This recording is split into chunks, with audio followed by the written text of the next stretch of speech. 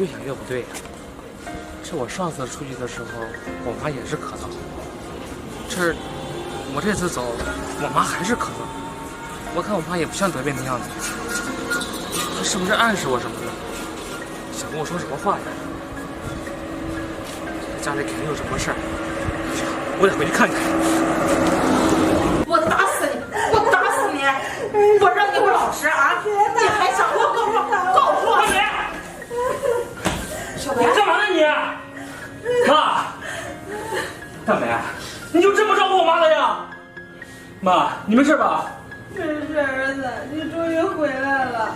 小白，真不是你看到的那样，你听我解释。解释什么呀？解释？我说呢，为什么每次走我妈都咳嗽？原来她是想对我说一些话呀，说你虐待她了吧？我没有，我刚才是给妈按摩呢。按摩？你跟我说你是按摩的？大美，我都亲眼看到了，现在你还给我狡辩？小白，我真没有。妈，说句话呀。儿子，你不知道，你一走，他不是打我就是骂我，还不给我钱，还不让我吃饭，天天让我干这干那的。妈，你怎么乱说呢？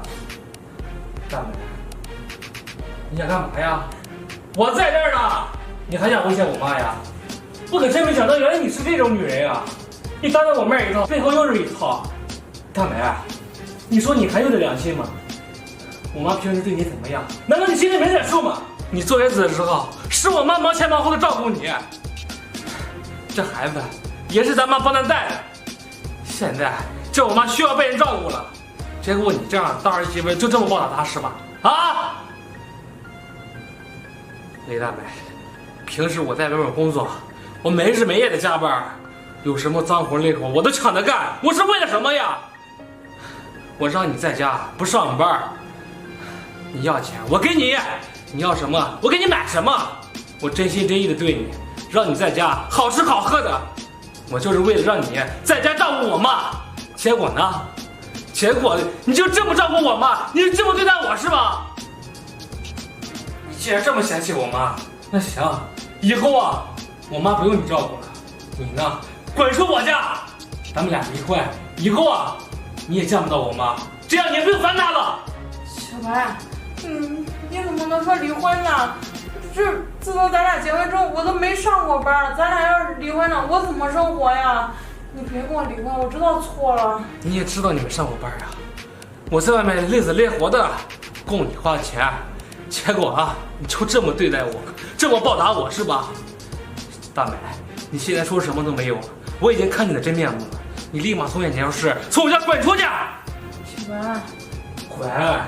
你听不懂人话是吧？啊！你给我走啊！哎，小白，回来。